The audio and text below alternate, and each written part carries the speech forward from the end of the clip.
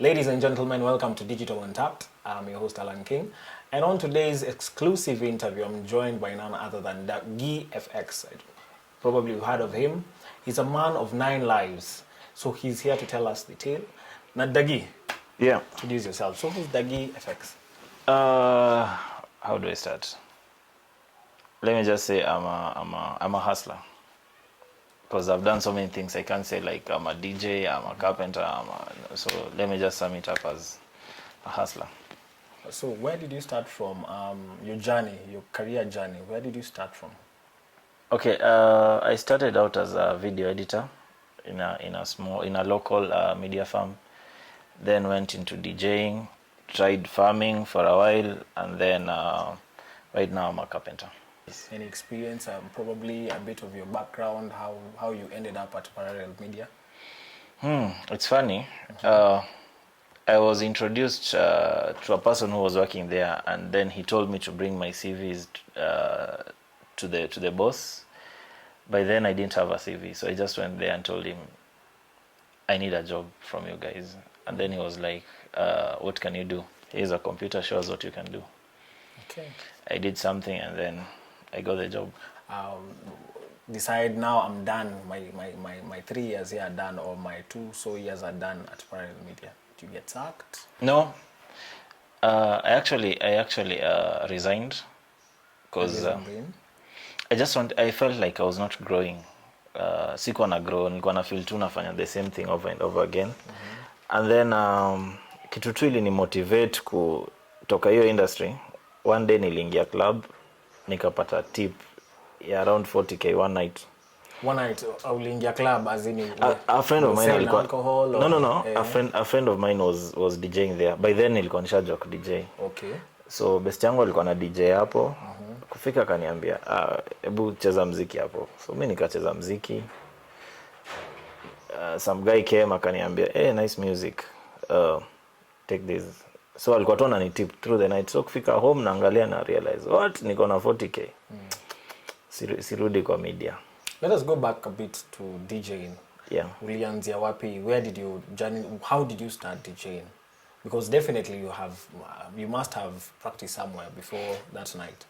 So DJing nilikuwa okay. By that night nilikuwa already nishakuwa DJ because nilikuwa nafanya my events but not kwa club. Okay. So ilikuwa job ya media, then weekends na DJ. But journey yangu ya DJing ilianza I think from high school. Nilikuwa tu nimeanza na virtual. I had friends wenye walikuwa already washaingia industry, so walikuwa wanani guide wakina Cuts. Wakina DJ Cuts. Oh, DJ Cuts. Okay. Yes. Okay. Kuna boy anaitwa Evans. Kuna some other guys. So walikuwa wanani guide, wananiambia, hivi ndio industry iko, this is what you should do, nini. So ni kama walini train. Okay. And then nikaingia industry, but now haikuwa full time. Now after that night, the 40k, ushapata 40k. So was that the same night you decide by the yes. Actually the following morning ndio nilienda ofisi nika clear workload yangu yote because nakumbuka ilikuwa Saturday. Nika clear workload yangu yote. By the time nilikuwa na clear workload, it was around 8 usiku. Okay. Nikaandika resignation letter yangu. Wow. Yeah. So it was an overnight thing. Yes.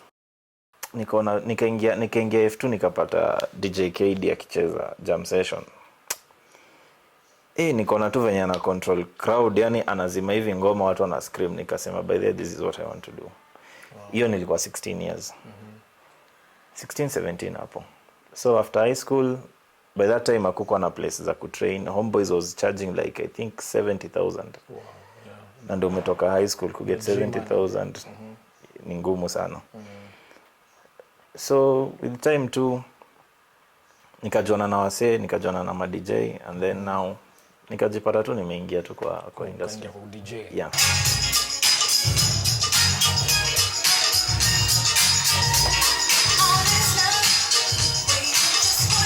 Now usha decide, usha hand in resignation letter yako, you had your first 40k, and then now life begins. Now the rubber hits the road. Sasa what next now after that? Did you have another gig? Nope. Actually, ni decision nilimake, ilikuwa so spontaneous that hata sikuwa nimethink of, but the good thing nililipwa salary na something on top. Okay. So I had like don't is a survive nayo for kitu kama 3 or 4 months. Seme 3 months. So hiyo 3 months ilikuwa time frame yangu ya kufigure out ni nini nataka kudu. So nilichukua hizo 3 months kwenda sasa kutafuta job ya DJing, not ya media. Okay. And then kitu kingine ilinisaidia nikiwa bado na kwa media, I had my own computer and I had my own editing suite at home. So I will still get jobs video editing nifanye kivyangu home. Life yangu imekonga, I thank God for this. Most of the things nakonga dream come true. Like when I was 16, nikiona KD akicheza, I told myself by the this is where I want to be. And then funny enough, my first club was the same club nilikuwa naona umse akicheza, nikisema nataka kuwa hapa hivi. So mo feel ni kama life yangu inakuanga vitu zinakuwa a dream come true. So about the biggest gig, I think sina specific gig yenye naweza sema this one I nailed it, because mostly zilikuwa to club nights. Okay. Yeah. So like in an average per night, how much did you make? Were you on a salary or a monthly salary? Or? I was on a monthly salary. Okay. And then now weekends pia nilikuwa naweza gather up some gigs mchana, maybe weddings and stuff like that, and then jioni now naingia club. On the same case on DJs, lately tumeona kumekuwa na, first of all, have you felt the corona effect? Yes, hakuna mtu hajai feel. Okay. Tusidanganyane. Okay. What do you have to say about it? Do you think gava inafaa ifungulie mapubs, watu waendelee? What is your take on it? That's tricky, because now if you look at some other countries unapata, like I was looking at Tanzania. Diamond anafanya show kuko na watu 60,000 na kuna mtu amevaa mask. So it makes you wonder ni nini gava ituambi. Na get. But now if our experts wanna feel it's not yet time to open, there's nothing we can do. There's nothing you can do. Yeah. You don't even think gradual reopening of these pubs and for DJs to get a platform is necessary? Of course, mimi naweza waambia wange open hiki tu hata like 2 months ago. Okay. Because now people enye tunaumia, like our industry inaumia, na going by the trend, I think our industry ndio itakuwa the last one to be opened. Okay. So sisi ndio tutaumia even longer, and it was actually the first one to be closed. Yeah. Unaona? Yeah. So tunaumia. Now you're a DJ, done it for about an average of 7 years. Yeah. Do you think do you still practice? Honestly, I rarely practice. I think it's been close to 6 months since niguze machine. So any possible reason? After niliona industry imeenda down. This is after COVID now. Yeah, nilianza kuchukulia now carpentry serious, because niliona ndio inaweza kuwa solution yangu ya kuget income sahi. So mostly nakuanga tu nikikuja kwa hao, niko na machines but zinakuanga tu uko chini ya bed huko, but nikikuja kwa hao sasa unapata I'm mostly on YouTube trying to learn a few things about woodworking na vitu kama hizo. So kupata hiyo time ya kupractice ni ngumu. So hata sasa hiyo ukiniuliza the latest song hata siwezi kuambia. There are so many things you'd have done, but ukasema I want to focus on carpentry. What uliamkaje ukasema now this is the day naanza kuwa carpenter? Before corona hit, mimi nimekuwa msee wa DIY, like I like doing things my own way. Naweza jitengenezea kiti ikuje nikalie ivunjike niseme wow, nafaa kuchange mbao ama nafaa kudo hivi na hivi na hivi. So nakumbuka best yangu alikuwa anakuja kwa hawa ananiambia hiki tumemake ni kali, si uniuzie? And then anamwambia acha nifikirie. Before hata atoke nakumbuka naweza make dono. Hizi ni vitu umejimekea yourself? Yeah, hata hiki kiti nimejimekea. Okay. So like nikaona why not start hiyo kitu like ikwe kitu yenye naweza do sasa ikiwa inanigetia do, because msaki kama niambia kitu ni deadly niuzie nauza. So mbona sasa nisi convert ikwe my daily business. So that's kuna workshop labda pale unafanya? Yeah, niko na workshop iko Jericho. Huko ndo nafanyanga job. Tuambie journey yako ya sasa nimesha decide carpentry is what I want to do.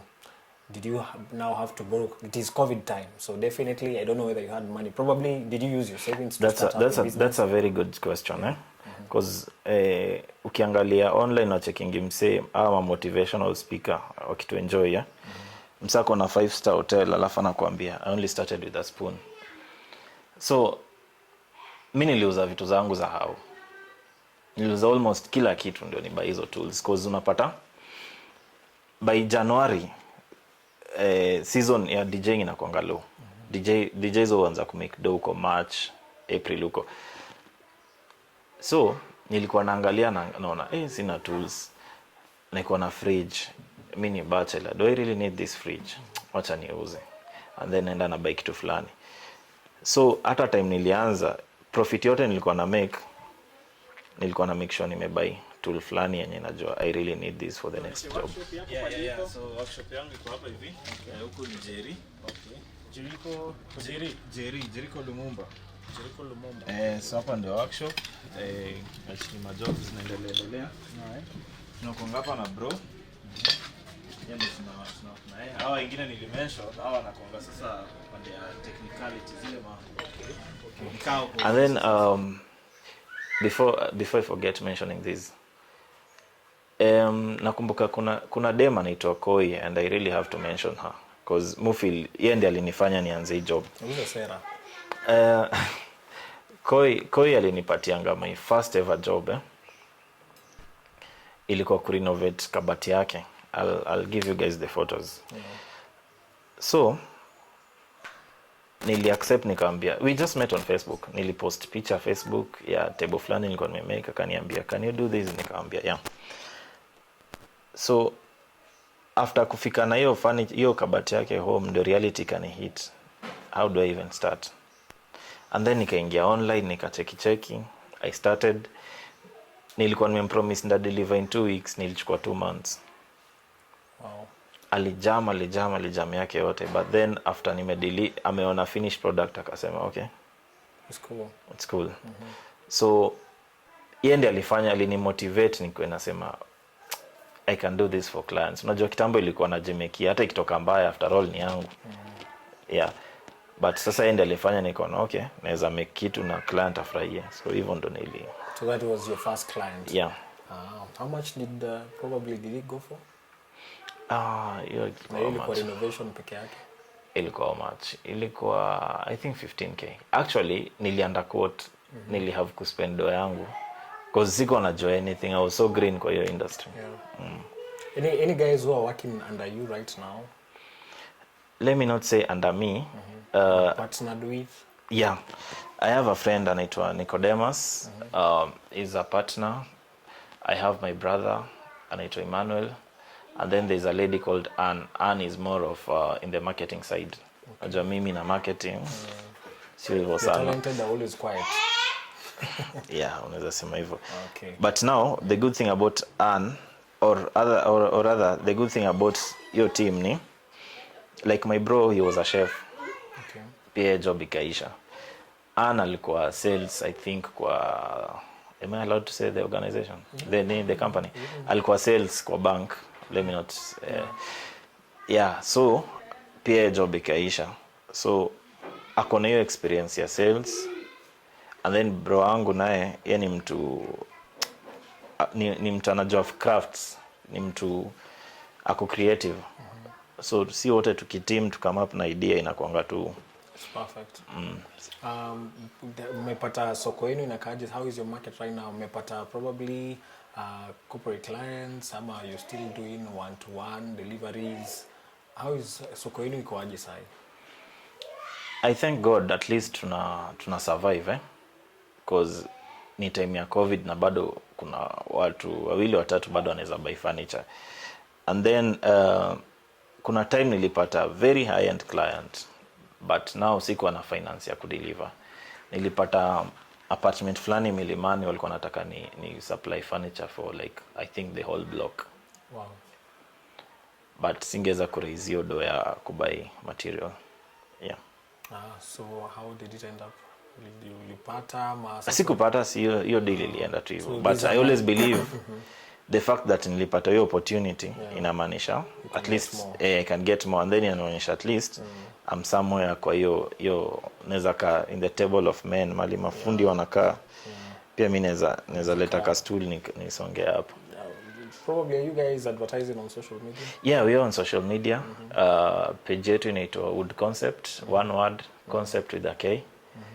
And then soon tuna launch website. Yeah, Instagram wood_concept with a K. If you are asked to go back to employment, would you go back?